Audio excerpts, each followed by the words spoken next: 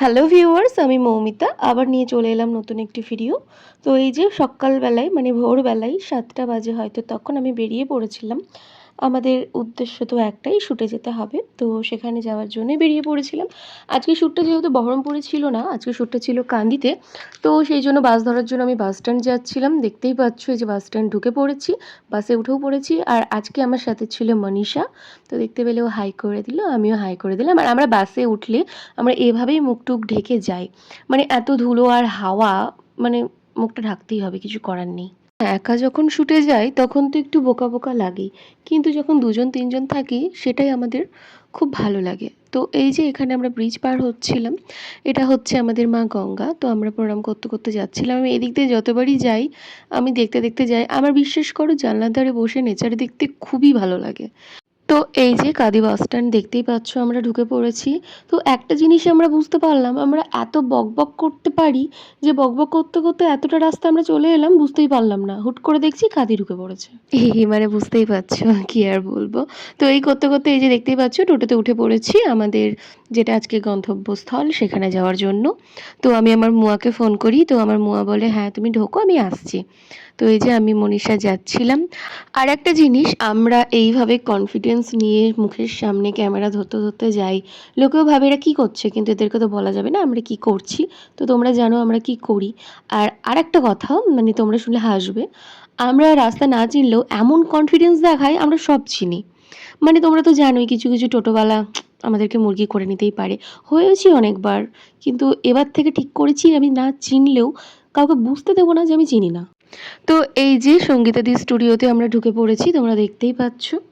আর একটা কথা, টোটোওয়ালা এসে আমাদেরকে দুম করে ওখানে নামিয়ে দিল। আমরা এদিক ওদিক না দেখে না সোজা হাঁটতে লেগেছিলাম।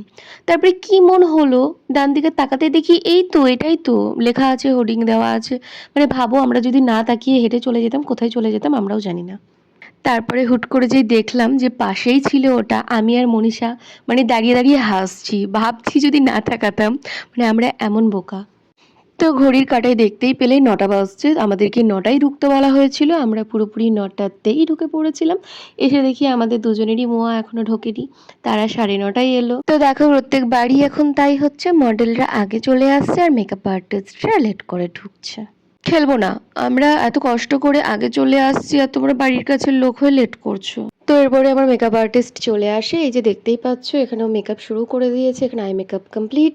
তো তারপরেই ও আমাদের লাঞ্চ দিয়ে দেয়। আর আজকে 12টার সময় আমাদের মেকআপ মানে বেস কমপ্লিট হয়ে গেছিলো। এটা খুব ভালো লেগেছিলো আমার যে এত তাড়াতাড়ি কমপ্লিট করে দিল। আর সকাল সকাল যেহেতু বেরিয়েছিলাম, হ্যাঁ অবশ্যই খিদে পেয়ে গেছিলো। তো বললাম যে হ্যাঁ দিদি তুমি লাঞ্চটা অর্ডার করিয়ে দাও। তো আজকের আমার মেকআপ আর্টিস্ট ছিল পূজা সাহা। ওর বাড়ি হলো কান্দিতেই। তো তোমরা যারা কান্দির ক্লায়েন্ট আছো, তোমরা যদি ভাবো মোয়া বুক করবে, অবশ্যই দিদিকে বুক করতে পারো। আমি এটুকুই বলবো, দিদির কাজ নিঃসন্দেহে ভালো। এরপর আমরা লাঞ্চে বসে পড়ি। তো এই যে আজকেও বিরিয়ানি, তবে আজকের এই বিরিয়ানিটা কিন্তু খুবই ভালো ছিল। মানে যতটা পরিমাণ রিচ হওয়া দরকার ততটা পরিমাণ কিন্তু রিচ ছিল না খাবারটা, যার জন্য আমরা খেতে পারছিলাম। আর এখানে আবার চিকেন 2 পিস করে দেয়, যেটা আমাদের বহরমপুরে দেয় না। তো এই যে খাওয়া দাওয়ার পরে আমাদের হেয়ার শুরু হয়ে গেছিলো। তো আমার এখানে কার্লস করে নিচ্ছিল, যেহেতু আমার আজকের লুকটা ছিল সাউথ ইন্ডিয়ান লুক। তো এই করতে করতে দেখতেই পাচ্ছ আমার লুকটা এই যে কমপ্লিট হয়ে গেছে। এটাই হচ্ছে আজকের আমার ফাইনাল লুক। তো প্রত্যেকবারের মতো এবারও আমি ফার্স্ট রেডি হয়ে গেছিলাম। তো দিদি আমাকে বারবার জিজ্ঞেস করছিল তোমার লুকটা কেমন লেগেছে, আমি ভালো করে সাজাতে পেরেছি তো। তো আমি দিদিকে হাজারবার বলেছি দিদি তুমি খুব ভালো সাজিয়েছো। আর সত্যি বলতে বেস্টটা ওরা এত ভালো বসিয়েছিল, একদম ফ্ললেস। মানে কি বলবো, কোনো ফিল্টারের দরকার নেই, কোনো এফেক্টের প্রয়োজন নেই। আর দিদি আমাকে বলল তোমার সাথে আমার অনেক দিন আগে থেকেই কাজ করার ইচ্ছে ছিল, কিন্তু ভয় লাগতো তুমি এত সিনিয়র মডেল, বহরমপুরের মডেল, আমার সাথে কাজ করবে কি না, আমি পারবো কি না। এগুলো তোমরা ভুল ভাবো। আমি দিদিকেও সেটা বললাম যে দিদি এগুলো বলো না, এগুলো একদম ভুল। তোমরা এগুলো কোনো দিনই ভাববে না যে তার সাথে আমি কাজ করব না, ওর সাথে আমি কাজ করব না। কেন করব না? তুমিও চাইবে তোমার বেস্ট দিতে, আমিও চাইবো আমার বেস্ট দিতে। কেউই চাইবে না তার কাজটা সে খারাপ করুক।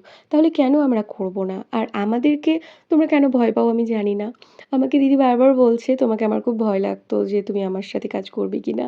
কেন? আমরা মডেল, আমরা বাঘ ভাল্লুক নই।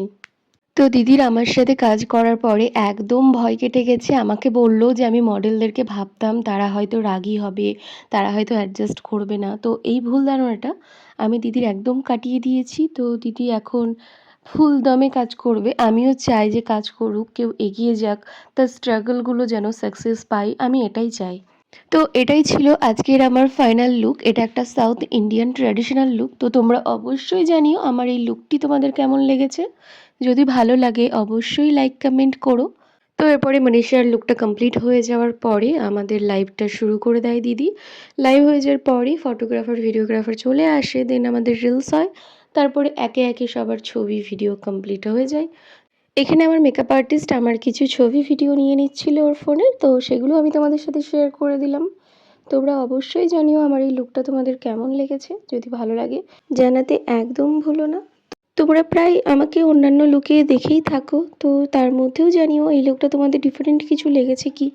যদি কিছু ইউনিক লাগে বা যদি কিছু ডিফারেন্ট লাগে সেগুলোও জানিও।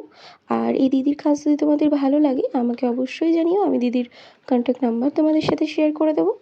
তো এরপরেই আমাদের যে ম্যাম ছিল মানে সঙ্গীতা দি, সে একটা রিলস করবে বলে আমাদেরকে ডান্স করাচ্ছিল। তো দেখতেই পেলে এখানে আমি মনীষা একদম রেডি ডান্স করার জন্য। তো এখানে বিটিএসটা তোমাদেরকে দেখিয়ে দিলাম, মানে কি হাসি মজা হচ্ছিল। আমার মনীষার হয়ে যাচ্ছিল, কিন্তু সঙ্গীতা দি একটা জায়গাতে গিয়ে বারবার আটকে যাচ্ছিল। তো এইখানে ফাইনালি আমাদের ভিডিওটা কমপ্লিট, মানে একদম সবার ঠিকঠাক হয়ে গেছে। তো ফাইনাল ভিডিওটা এলে আমি তোমাদের সাথে অবশ্যই শেয়ার করে দেবো। তো এখানে আমাদের রিলসটা কমপ্লিট হয়ে যাওয়ার পরে আমরা দোতলায় চলে যাই ফটো আর ভিডিওটা কমপ্লিট করার জন্য। তো এই যে এখানে মনীষার শ্যুট চলছিল, হ্যাঁ আমার ছবিটা নেওয়া হয়ে গেছিলো, তারপরে মনীষার ছবিটা নিয়ে নিচ্ছিল।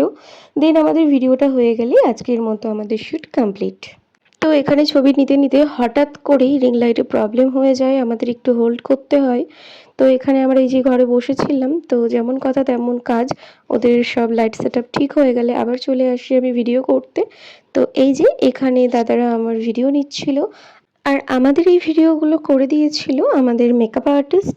সত্যি ওরা খুব ভালো মনের মানুষ। আবার যদি কখনো সুযোগ হয়, হ্যাঁ অবশ্যই আমরা ওদের সাথে কাজ করব। তো এই যে এখানে মনীষারও ভিডিও নেওয়া চলছিল।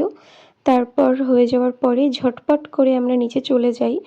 তো তাড়াতাড়ি গিয়ে মেকআপটা তুলে ফেলি, ড্রেসটা চেঞ্জ করে নিই, কারণ আবার অতটা গিয়ে আমাদেরকে বাস ধরতে হবে, আর আমরা 7টার বাসটা আর মিস করতে চাইছিলাম না।